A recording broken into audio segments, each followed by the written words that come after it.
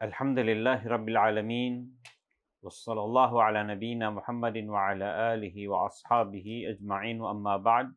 Assalamualaikum warahmatullahi ta'ala wa barakatuh. Mga minamahal na kapatid sa pananampalatayang Islam, ito po ay pagpapatuloy ng tinatalakay natin na kung saan paksang ang mga dakilang katangian ni Prophet Muhammad sallallahu alaihi wasallam. Sa puntong ito ay tatalakayin po natin ang kabanata patungkol sa mga pangalan ni Prophet Muhammad sallallahu alaihi wasallam. Ang mga pangalan ni Prophet Muhammad sallallahu alaihi wasallam. Ilan sa mga nabanggit ayon sa sinabi ni Prophet Muhammad sallallahu alaihi wasallam, sabi niya, "Innali asmaun." Tunay na ako ay may mga pangalan. Ana Muhammad, ako si Muhammad. Wa ana Ahmad, at ako si Ahmad. Wa ana al-mahi alladhi yamhu Allahu bi al-kufr. Ako si al-mahi na sa pamamagitan ko ay kung saan pinapangyari ni Allah subhanahu wa ta'ala na maalis, mabura ang kufr, ang tinatawag na hindi pananampalataya. So magkakaroon ng pananampalataya. Yung walang paniniwala sa Diyos, nagkakaroon, nabubura ito at napapalitan ng paniniwala kay Allah subhanahu wa ta'ala.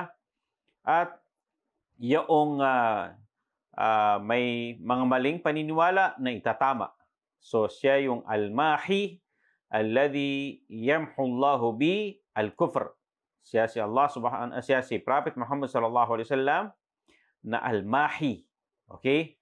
So siya yung tagapagbura na ginagamit ni Allah subhanahu wa ta'ala na kung saan nakakapagpawala ng kufr. Okay? So yan po ang papel ng mga propeta sallallahu alaihi wasallam. Ang mga sugo ni Allah subhanahu wa ta'ala, dumating sila para iligtas ang mga tao sa kufr, sa pakawalan ng pananampalataya patungo sa pagkakaroon ng pananampalataya. So isa pa sa mga hadith, sinabi ng propeta, wa ana al-hashir. Ako yung tinatawag na al-hashir. Ano ibig sabihin ng hashir? Alladhi yahshurun nasu ala qadami. Sabi ng propeta sallallahu alaihi wasallam, siya yung al-hashir, na kung saan sa araw ng paghukom, magtitipon-tipon, magtutungo ang mga tao at may ipon sa kanyang harapan. Okay?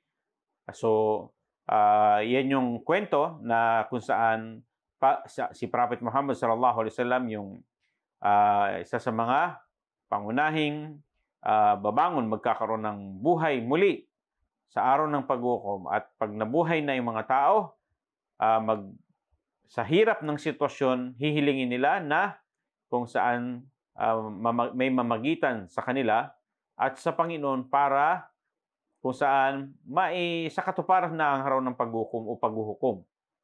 At pupunta sila kay Adan, pupunta sila kay Nuh, at sa mga iba pang mga propeta hanggang sa sabihin na igabay sila na pumunta kayo kay Muhammad. Okay? So doon na sila ngayon magtutungo, magtitipon-tipon, kaya yun yung tinatawag na al-hashir sa kanya, kung saan magitan ng ni Prophet Muhammad sallallahu alaihi wasallam ay pupuntahan siya ng mga tao at magtitipon-tipon siya ang mga tao sa harapan niya. Okay?